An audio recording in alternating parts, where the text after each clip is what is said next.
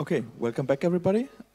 We hope you had a great lunch break, and welcome our next speaker, Piet. Can you hear me properly? Yeah. Hello, good afternoon. My name is JP, or Piet, or whatever.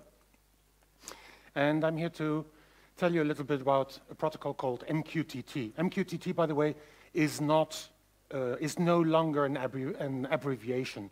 Used to be, but it is no longer. It just stands for that. MQTT.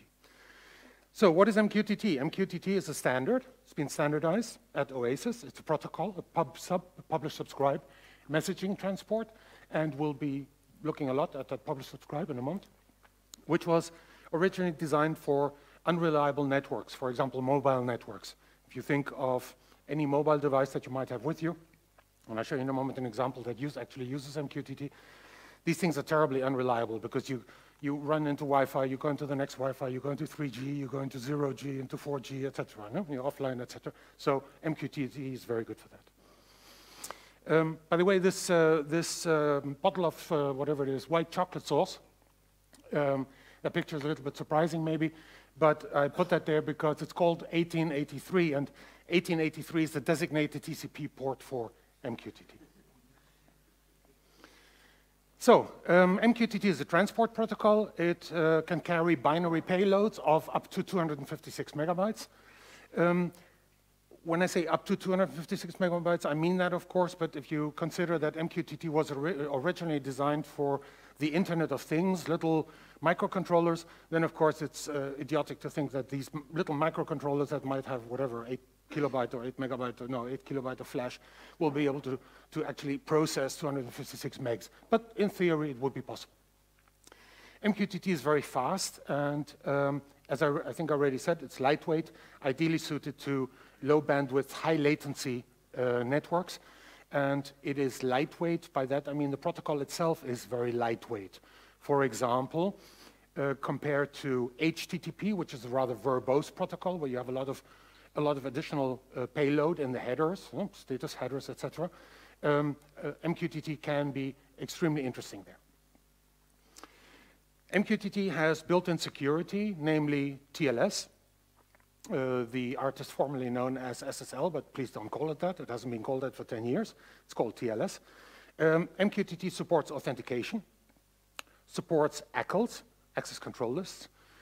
Some or certain implementations support TLS PSK, pre-shared key, which is very interesting, sort of low-level authentication. And of course, at any moment, you can encrypt the payload that you transport over MQTT, as long as the publisher, the sending side, and the subscriber, the receiving side, agree on this encryption, obviously. MQTT knows 3 so-called qualities of service. These qualities of service define how a particular message is transported from sender, from publisher, to subscriber. We have quality of service 0, at most once. That's sort of a little bit like UDP. A UDP datagram you fire off, and if it gets there, it's good. It might get there twice or 3 times. MQTT runs over TCP, but still there's no guarantee that a QoS 0 message will actually arrive. It could also arrive more than once, or not at all. For many things, more than sufficient. For example, if you have a little sensor that is collecting data once every second, or once every 2 seconds, or 10 seconds, you might very well be fine with that sensor not delivering a particular measurement at a certain time. If, on the other hand, as I'll be showing you, you're using MQTT perhaps for monitoring, hosts, and so on, then that will be a little bit more, a little bit dangerous. We have QoS 1, which is assured delivery. That means the protocol itself guarantees that the message will arrive at least once. Careful, at least once. It could arrive 2 or 3 times. And QoS 2 is once only, has, of course, quite a bit of overhead. We have 4 transactions going back and forth, but the protocol guarantees that this message will arrive exactly once. By the way, in between, if you have questions, just fire off. So what else do we have? We have keep alive timers. In other words, the connection between clients and the central server are are monitored. We have a very, very cool feature called Last Will and Testament, or LWT. And Last Will and Testament means the following. Any client that connects to an MQTT server, which officially is called a broker, can say, if I die, would you please, on my behalf, publish this information to all other clients that are listening at the moment? And I will be demonstrating that in a moment. So upon initial connection, we are able to, in a client, set a last will and testament, which will be published by the broker in the case that we are disconnected, switched off, disconnected, network-wise, whatever, which is absolutely brilliant for things like monitoring. We have decoupled senders and receivers. Here on the left, if you see the laser dot, we have a publisher. And this publisher is publishing messages which are currently being read by 3 subscribers. And at any point in time, an additional or more subscribers can come in and pick up this data, do something with it, or go away. Yeah? So a decoupling between senders and recipients. However, typically, if a subscriber is not there, it will typically, we'll see a case where that is not, whether that does not happen, will typically not receive published messages.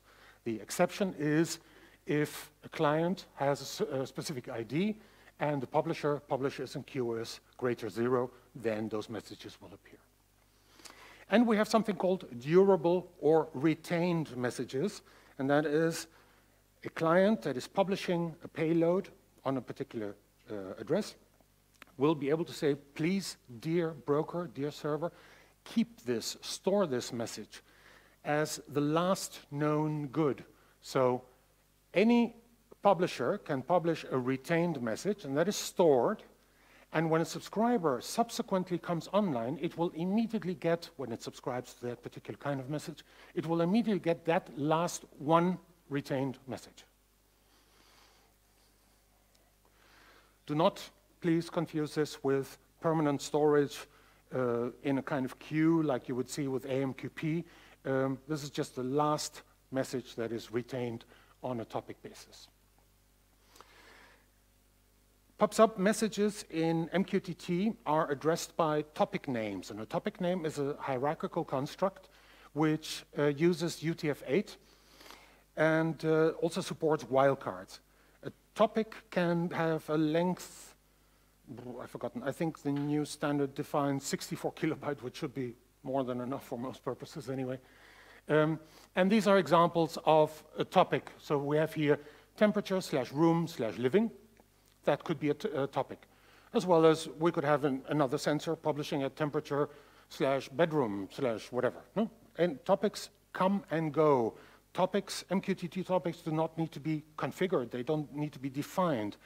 A broker, which is configured to allow that, will accept any message on any topic. And a subscriber who is available, who is listening to that particular topic, will then get that topic, access control permitting. The wildcards, of which there are 2, a hash symbol and a plus symbol. The hash specifies that level and any below, whereas the plus symbol stands for exactly 1 level. So this topic, a subscriber to devices/hash, would get any messages which are published to devices/ help me, phones/Samsung, devices/computer/my laptop, yeah? In any depth of hierarchy. Whereas a subscriber who is published to, I beg your pardon, who subscribes to Finance plus Euro rate would get Finance Google Euro rate, Finance Yahoo Euro rate, Finance NETWAYS Euro rate, etc. Okay? So one level only. And wildcards are only allowed during subscription, not during publication. Was there a question there somewhere? Okay. Cheers.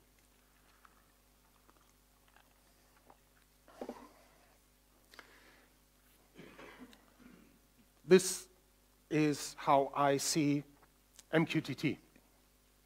In MQTT, we have a cauldron, we have a big boiling pot of soup, and messages are published into this cauldron, any amount of messages on any amount of different topics, and subscribers can just go in and fish out what they want. For example, suppose you have, again, I'm talking a little bit about sensors at the moment because I'm going to show you a sensor. Suppose you have a temperature sensor that you've set up or built or configured or bought or whatever, and it publishes to a topic called temperature/Celsius, the temperature in Celsius. Ich höre dich nicht. Die Kamera hat das Bild ein bisschen stehen. Ah. Here? I'm not that beautiful. So you have a sensor publishing at temperature/Celsius.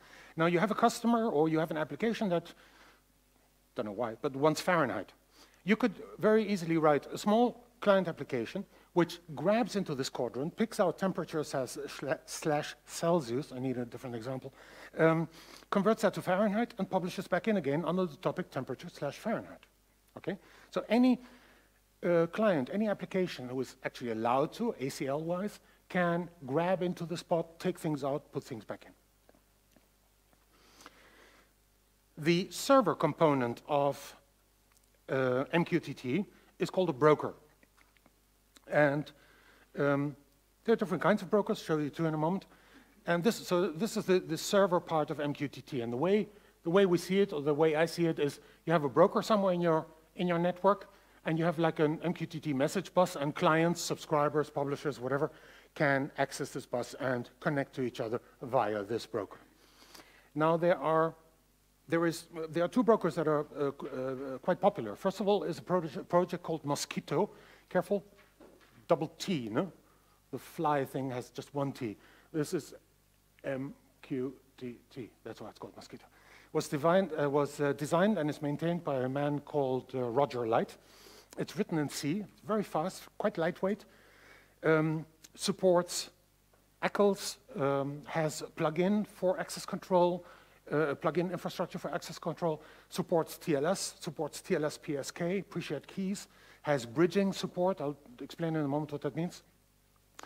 Does logging via $sys. I'll also show you what that means. And Roger was kind enough to accept my pestering, and since version 1.4, which is, has been out now for a few weeks, supports WebSockets, and I'll demonstrate what that actually means. So Mosquito, very, very nice. If you want to install Mosquito and you are on Debian, or don't take Mosquito from the original Debian, what's it called, apt repository. You'll get version 0.15 or something. For God's sakes, don't use that. Roger has on mosquito.org has repositories for CentOS, for Debian, etc., with the newest versions. Please use that. You'll be really very unhappy otherwise. Another interesting project is HiveMQ. Careful, this is not open source, but if I recall correctly, it's free to use for so and so many concurrent clients. It's written in Java, has a very interesting plugin architecture, has the feature which is called clustering, which Mosquito unfortunately doesn't have, supports modules, was the first broker, at least to my knowledge, that had WebSocket support. Yeah, very, very nice. Written by our friends over at HiveMQ, who really know their stuff. So I mentioned the $sys topic, and the $sys topic is not really standardized, but most brokers use it, or at least most brokers I know use it. And this is just as an example. It's a topic, an MQTT topic. So if you're allowed to, you can subscribe to this topic. And the broker publishes here automatically, publishes statistics about itself. So for example, when I took this, I had 1,771 clients apparently, because the topic is sys broker clients total, okay? Sys broker messages received, 3.6 million. Sys broker bytes sent, 38 million. Sys broker version is Mosquito version 1.4, etc. So you get statistics which are updated, which is of course interesting for monitoring. Hive, if I recall correctly, also has the sys topic.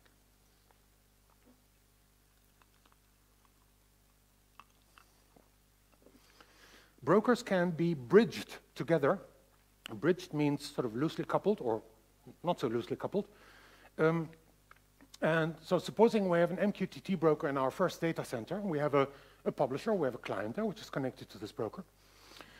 And we have here in the second data center, we have a second MQTT broker. We can bridge these two, and we can decide, which is important from a firewall perspective, we can decide, does A connect to B, or does B connect to A? From what side does a TCP connection come from? And we can define particular topic branches which are bridged, which are sort of copied over from one broker to another broker. So using an architecture like bridging here, we can actually cause a publisher in data center 1 to be talking to a subscriber in data center 2, okay, over 2 brokers, or more than 2 brokers. This works over any amount. Gets confusing after a bit, but this works over any amount of bridges. Very, very interesting, also for failover reasons, etc. So let's look shortly at the client utilities. These are utilities that come with the Mosquito package. We have Mosquito Sub, and we have Mosquito Pub, subscribe and publish, which both have any number of options. The, I think, important ones I've mentioned here. We have Mosquito Sub minus T topic, okay? So that runs in one window, for example, and then you have Mosquito Pub, and that gets a topic specifier, and with minus M, a payload. I'll show you what it looks like in a moment. And the minus R switch that will tell the broker to please retain this message. So, languages, any number of languages. I think the MQTT bindings for all languages. C#, Java, Python, of course, Lua, C, anything. A small example, just in Python, because that's my favorite scripting language. We import a module, and then we publish MQTT.single, topic name, payload. And if we had a sub running simultaneously connected to localhost, which is reading topic conf/hash, we are publishing to conf/hello, we will see the message come in, and thanks to the minus V switch, we see here first blank separated the topic on which something is published, and then the payload. Okay, I think that's easy enough. The subscription in an API is slightly more complex because of the asynchronicity. So we set up callbacks, a connect callback, for example, where we then do the actual subscribe, and we set up a message callback, which will be fired whenever MQTT gets a message. Whenever this client gets a message, will be fired. And we then connect to our broker here on localhost, port 1883, specify a keep alive time, and there we have an asynchronous client, which is subscribing to a particular topic. That's the topic, conf/plus. And if we run this client, I beg your pardon, if we run this client, it's running down here, and we publish to conf/thirsty. You recall, I go back a moment, we're subscribed to conf/plus, so one level under conference.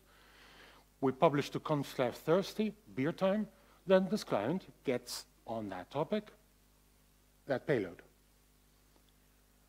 Conf/catering, coffee is ready as payload, then we get on that topic the appropriate payload. And we can, of course, react to this, modify it. Remember I said earlier, take Celsius temperature, modify it to Fahrenheit, publish it back, etc.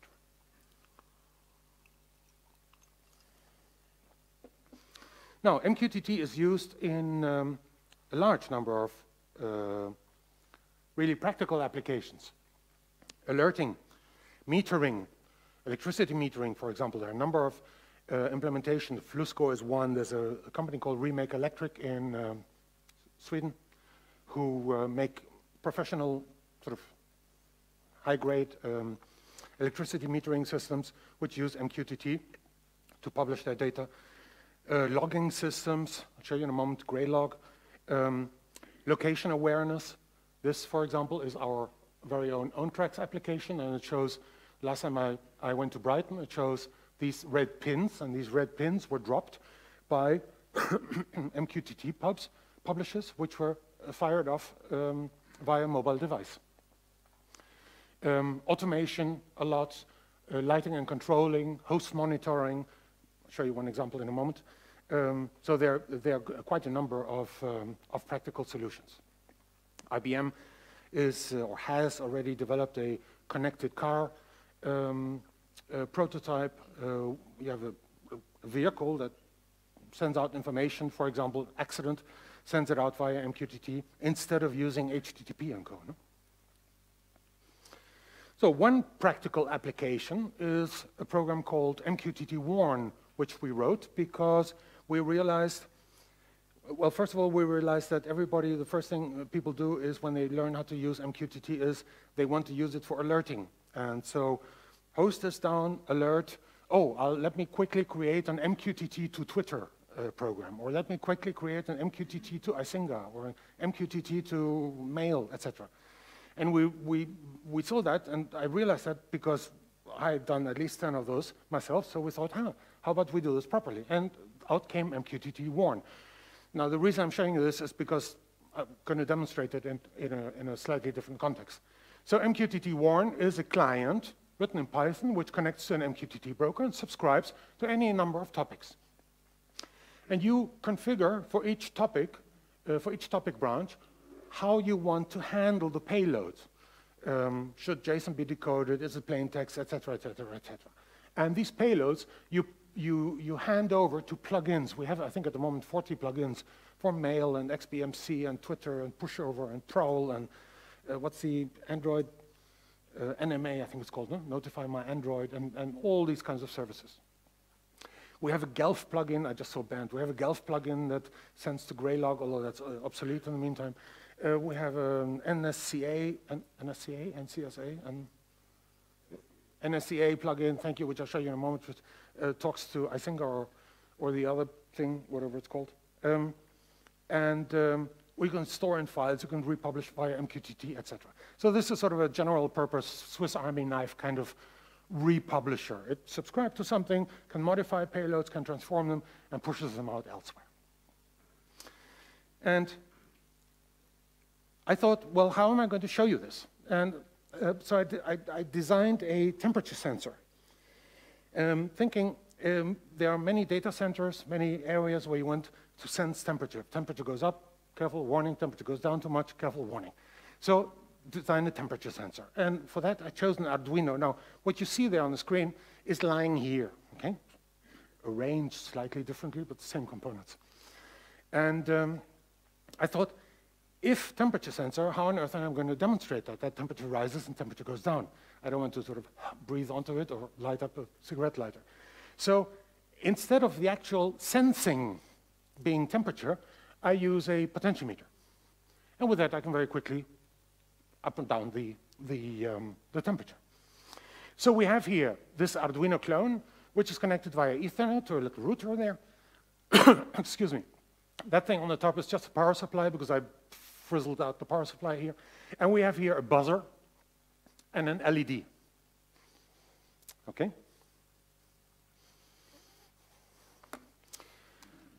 So what we'll now do, can you read that up there? What we'll now do is subscribe to MQTT, and I'm subscribed to a topic called clients/Arduino/ hash or asterisk. And as you can see, something's happening. I'm getting publishers. Oh, I'm sorry, that's my laser pointer. I'm getting publishers, I can't show you, which start with the topic clients. I'm going to show you anyway. The laser puts out escape sequence. Clients, Arduino, IP address of the temperature sensor, Celsius, and then comes a certain temperature in degrees. Okay? Now, let me raise the temperature.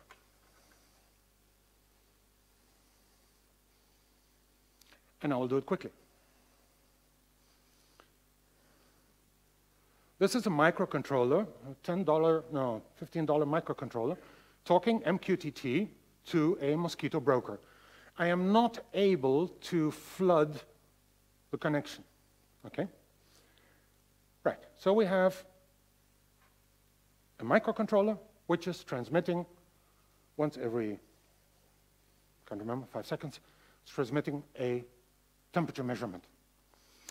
Not only once every 5 seconds, but also as soon as the temperature changes. Slightest degree, clock, we fire off an MQTT publish, which is received by the broker. And this publish is transmitted then to all listening clients, to all subscribers.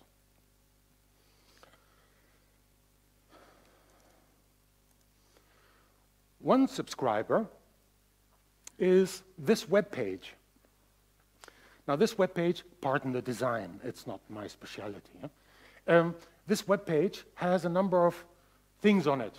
First of all, it has this temperature, whatever you call it. Then it shows there 12 degrees, and that seems to correspond to that. And it has here an IP address. That's the IP address of this sensor, of that little Arduino. And there's a red something here. And then what you see here, which flashes every few seconds, that is a frame which is talking to a, help me with a formulation, with what it is, which is talking to an Icinga host, which tells me what the temperature is, okay? Now, the magical part of this web page is a bunch of JavaScript, which you don't see here, which is speaking MQTT over WebSockets. Oh, sorry, I have to go in. Which is speaking MQTT over WebSockets. So this web page is de facto connected to that Mosquito broker. If that is true, then if I change the temperature, something must happen here.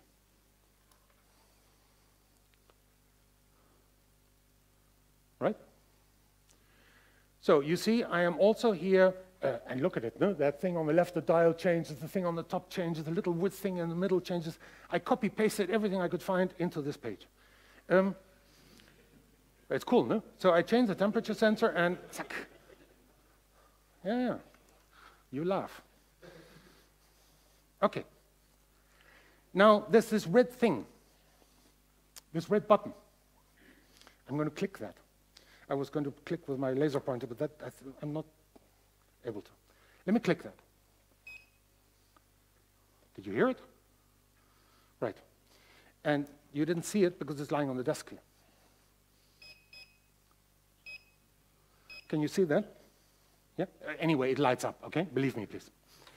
Now, what's the magical thing about this? The magical thing about this is this web page, which is actually subscribed to an MQTT topic, yeah, apparently is also able to speak to that controller, because that buzzer, it's not the bell on my Mac, that buzzer is actually physically attached to the Arduino. Furthermore, the LED is also, the LED is also physically attached to the Arduino. Now, let me see if I can arrange the screens in such a way. I can't. No.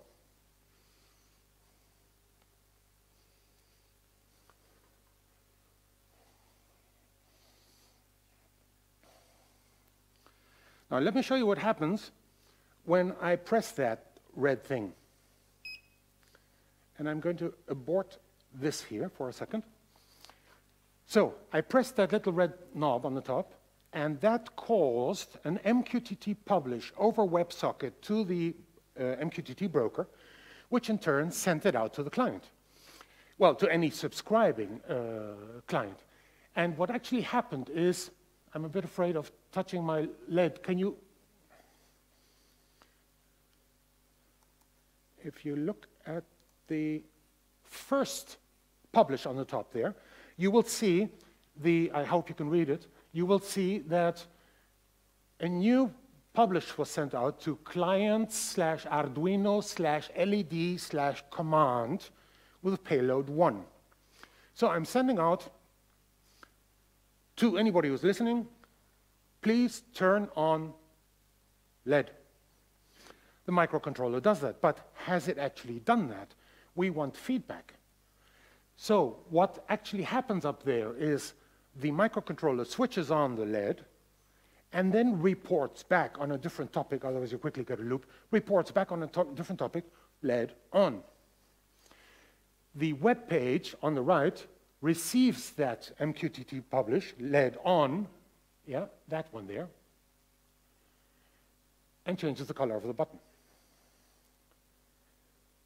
Okay, so we literally have a feedback from a microcontroller. Not cool? I think it's cool. Right. But I actually want to show you something else. So we were talking about MQTT warn. Now, MQTT warn, I'm starting it here, is also a subscriber to this broker, and it's listening to the same topic. And here I'm seeing a log in the back there, and it's showing me the temperature. If I up the temperature, it changes, right? Now let's add, to MQTT warn, let's add an additional plugin.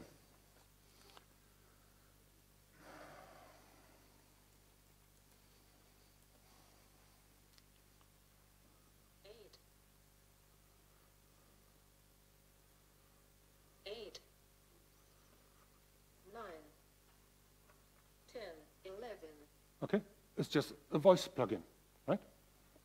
11. Shut up. Now, we're going to do the following. We're going to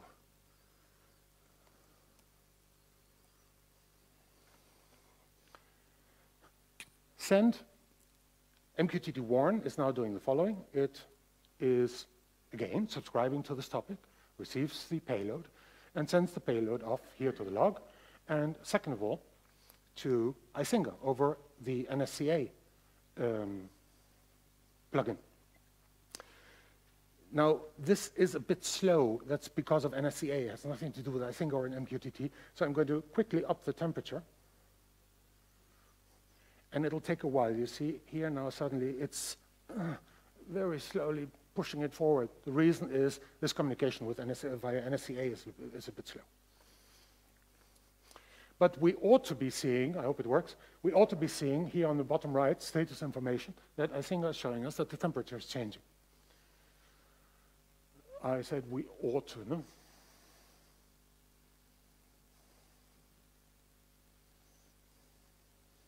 Did I mistype?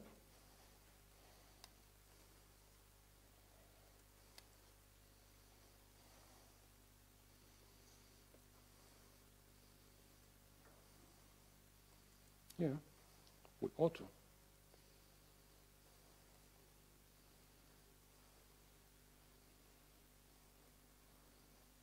Something's dead. Perhaps the Icinga running on a VM is dead. I'm sorry. For some reason, this is not working now.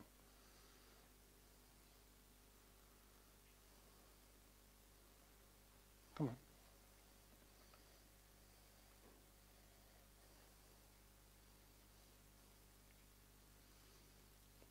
No, today's the 22nd. I think I'm terribly sorry. I think the Icinga thing at the other end has collapsed. Anyway, it doesn't really matter. So we have this. Wie viel Zeit habe ich noch? Bitte? We have a client, or a number of clients actually, subscribe to the broker. We have this as a client, we have Mosquito Sub connected as a client, we have MQTT Warn connected as a client, we have this web page connected as a client, and all these clients subscribe to the same payloads, the same topics, and do something with the data that they're getting. Now, I also mentioned that there's something called last will and testament. Now, what I'm going to do is to pull the plug on this microcontroller. I'm just going to remove the power. Okay? I'm going to hit enter here so that you see something happening.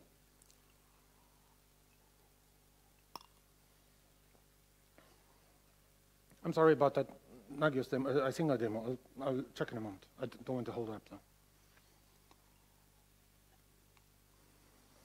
now. And suddenly, out of the blue, comes a publish. Now this publish goes to client's Arduino and then the IP address of this particular Arduino. Now the reason this comes out of the blue is when the microcontroller, when the Arduino code started up, it said to the broker, here is my last will and testament. And this last will and testament, you please publish on my behalf when I die. When you don't hear from me anymore or any longer within our keep alive timeout, please publish this information, this payload, on my behalf. The payload is 0. The payload is 0 because that's the payload I defined it to be. Yeah, I defined that on this branch we have a 0 or a 1 if the appropriate client is on or is off. So let me kill this client here and restart it. Now, strangely, remember the plug is still off, no? Strangely, I got 3 messages. I subscribed as a client to client's Arduino hash, and I got 3 messages. The first message is the last will and testament. I got a 0. And the second message is Celsius 17. What kind of messages could these be? They were retained. They were published in a retained form. In other words, the broker was instructed to please keep the last value. So by doing this, we can have client, for example, which queries, what is the temperature in our data center? And we get back 17. Now, this is not 100% precise because our temperature sensor has just died, but it is the last known good value. Okay, so instead of not getting anything, we're getting something that we can approximate. So last 17, okay, maybe the temperature is still okay. Let us now plug in the sensor again, give it power. And the first thing it will do, why doesn't that Nagios thing work? The first thing it will do is to publish on this same topic. It removes the 0 and publishes a retained 1. So it is now actually online. And it has simultaneously told the broker, in the case of my death, please publish this last will and testament on my behalf. Any questions so far? Does it tell you when those messages were published? I beg your pardon? Does it tell you when those last messages were published? No, there is no protocol component that will tell me when something happened. If I want to know that, I would embed that in my payload. So for example, we could publish a JSON payload containing the Celsius temperature and a timestamp. Yeah? But no, there is no, I can't, other than by looking at logs, I can't find out when something was published. That's not possible. You had a question. Regarding the TLS authentication thing, so I'm supposing it supports client authentication as well via client certificates?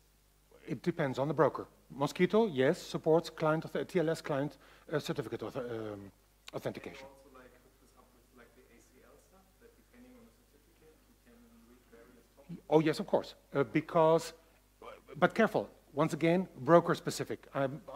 The broker I'm most familiar with is Mosquito, the open source Mosquito broker, which is also what I'm using here. And yes, there you can say, for example, you can configure a client certificate results in this username or in this client name, and based on this client ID or in this username, please use this access control list. But careful, just because Mosquito supports it does not necessarily mean that your clients support it. For example, the MQTT library for Arduino, which was written by Nick O'Leary, has no support for TLS because on an 8K flash, whatever, how many bit microcontroller, there's just not CPU enough for that. Yeah? But if you took an embed, for example, if you took a BeagleBone or Raspberry or whatever, then of course lots of things become possible. Yeah? But on a tiny microcontroller, you should not expect support for TLS.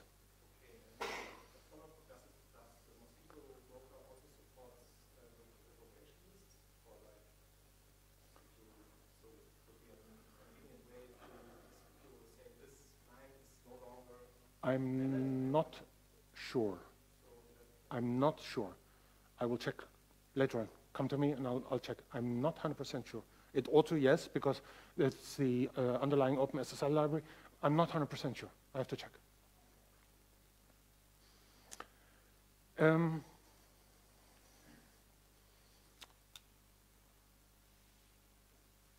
So, yeah, and what I actually wanted to also show you, you've been seeing it here, our microcontroller came back up and is now publishing temperature, okay? Power was restored to it, and it just boots up where it was and continues.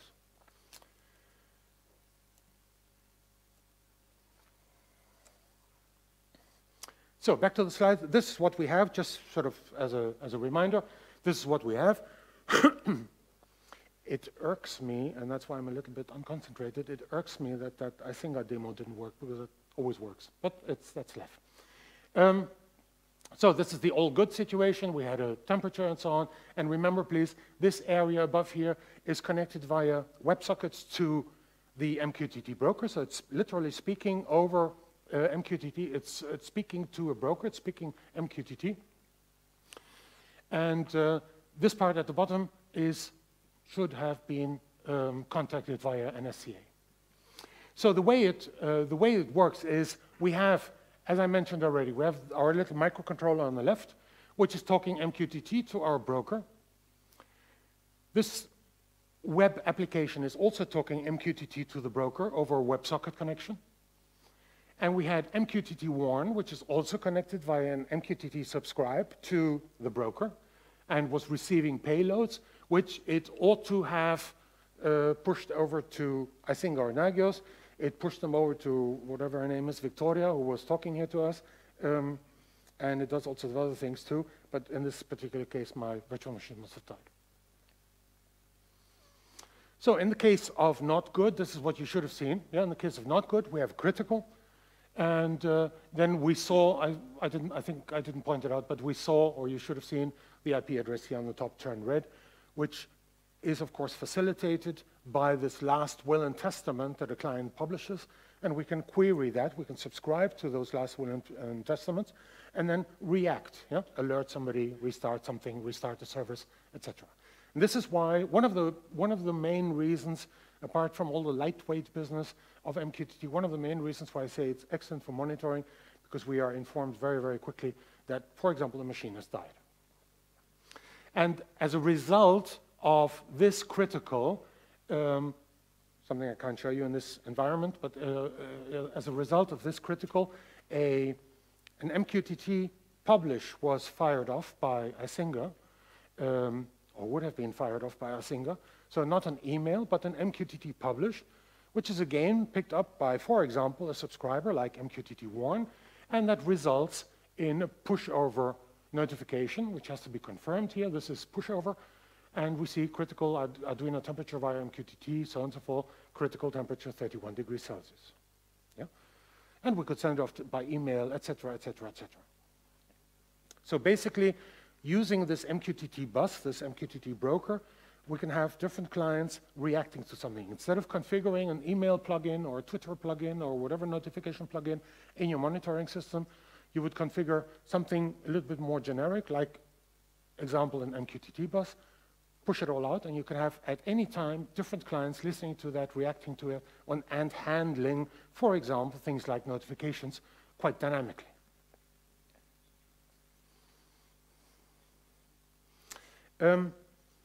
Yeah, where else is MQTT in use? Well, it's used quite heavily. For example, our friends over at Greylog have created an MQTT plugin, which will subscribe to any amount of topics and store in Greylog, used to be called Greylog too, it's called Greylog now, in Greylog the payloads of those publishers. And here's an example. Here's an example screenshot with individual fields sort of parsed out of the JSON, no? Out of the Gelf. Beaver, Ansible has MQTT notify plugins, for example. You have RabbitMQ, the AMQP broker, which has an, what am I looking for? A plugin, connector, what's it called? Which has MQTT support. CollectD, we were talking about adding MQTT to CollectD. You know, for CollectD, that's the statistics generator, no? To publish an out via CollectD. And Florian started on that, and I started on that, and all sorts of people started on that. That's why it's sort of in light gray, because I've lost a bit track. I don't think it's complete yet, which could very well be my fault. OpenHub, the Open Home Automation Broker, has MQTT support very, very well, for example. GitHub, astonishingly, GitHub has MQTT support when you can add all sorts of notifications to GitHub as soon as a commit comes in. And one of their push notifications is MQTT. You can connect it to your own broker. Yeah? Wireshark has Fluxo, I mentioned earlier, and Remake Electric, the power things. Jenkins has an MQTT plugin, for example. This all sorts of different Unix programs, all sorts of different applications that have MQTT. And I bet that, well, lots of you, I don't, but I bet that lots of you already have MQTT in your pocket. Who uses, I can't raise my hand, who uses Facebook? Right? Facebook Messenger also? Congratulations, they use MQTT. The Facebook Messenger used to run on HTTP. They did HTTP GET and POST requests. And they changed several years back now, I think 2 or 3 years back, to MQTT. And by doing so, they have, I forget the exact statistics, but they've conserved battery power on mobile phones, on smart devices by quite a large amount. They have reduced latency. They seem to be very, very happy with their use of MQTT. Now, that must mean something, because I believe, I'm not quite sure, but I believe Facebook has a few more customers than many of us do. So they probably know what they're doing. Yeah? Facebook Messenger runs MQTT below the hood.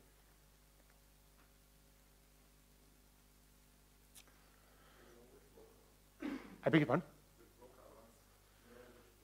No, I don't know. I don't know. That has never been published. I could well assume that they wrote their own. Yeah, the protocol is not particularly difficult. I've never thought about it, but I would assume they've done their own, sort of to integrate in their own services. If you want a broker that really does a lot of stuff, IBM sells appliances. Forget the name. They do 15 million messages per second. So that's quite good. It's not particularly cheap. Yeah, for all things MQTT, I would like to recommend mqtt.org as a starting point. That's it. That's what I wanted to show you. Thank you.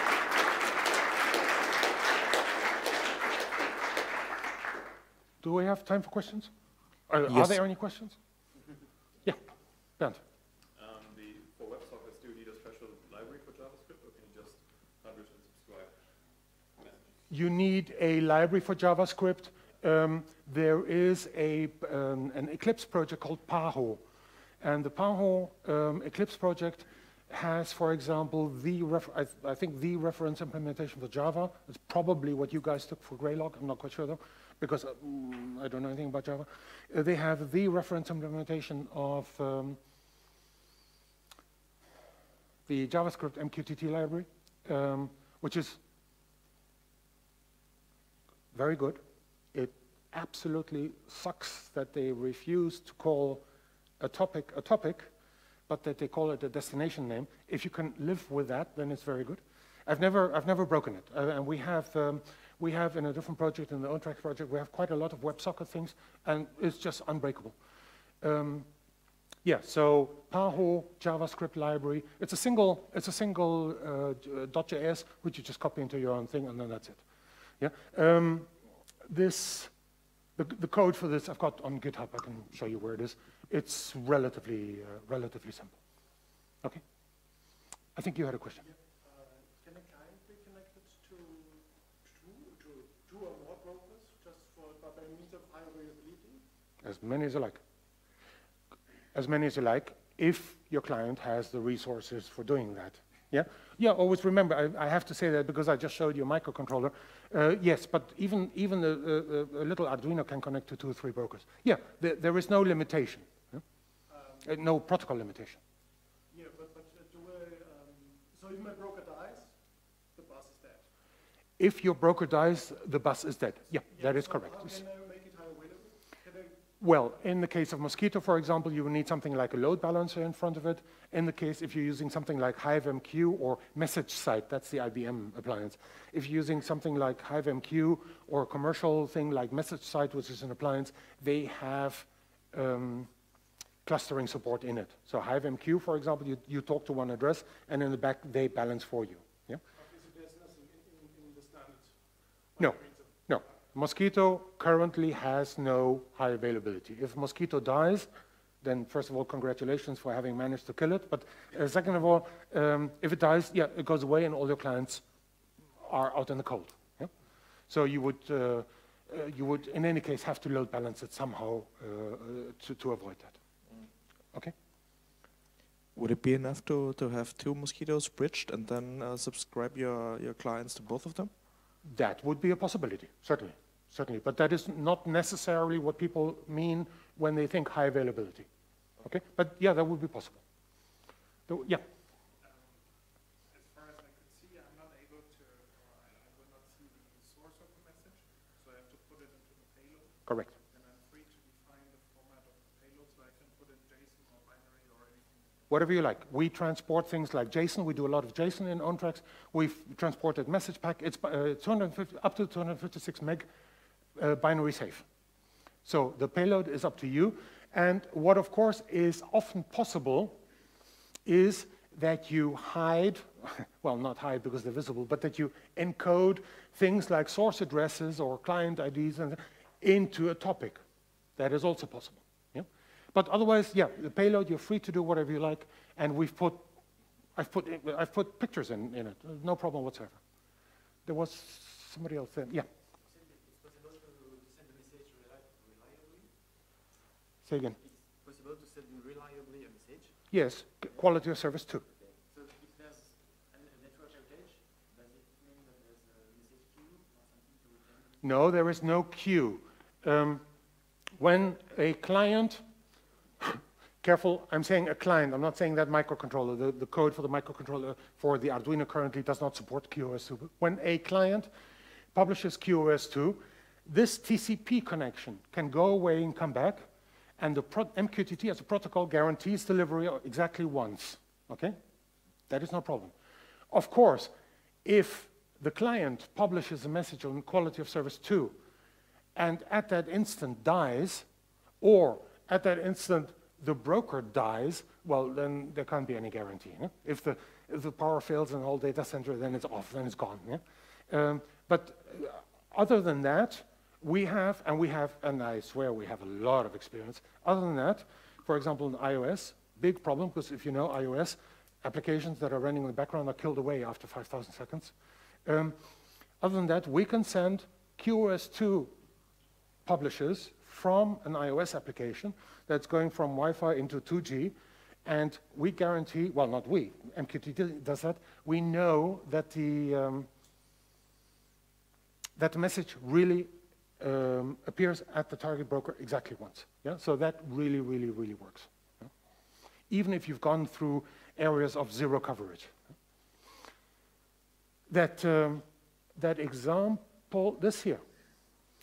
My phone doesn't roam. I'm too stingy to pay roaming charges for data. Well, some of these were actually published, sort of, the app published them, QoS2, but wasn't even connected. Yeah, they showed up then later on. And later on, from there to there, including check-in, is about an hour and a half. Yeah. Any other questions? Oh, I think we're over time. Huh? No. One more question? Yeah. The bridging feature of Mosquito. Yes. How reliable is that in case the connection between the 2 mosquitoes dies for a few minutes or so? That is extremely reliable. Here again, because this is our bridging, because we define the connection, the MQTT connection between both brokers, how these messages should be passed on. quality of service, 0, 1, or 2. Yeah, so we have the same semantics on this bridge here as we have for normal MQTT publishers. So, in other words, if you have some high security, whatever constellation where you want that purple client to really reach that purple subscriber, here you would publish QoS2, here you would subscribe QoS2, and here you would connect these also with quality of service 2. And then we've done it. A lot must happen for that message not to reach that message. I think everything has to be rebooted for that to happen. And no, that is really extremely reliable.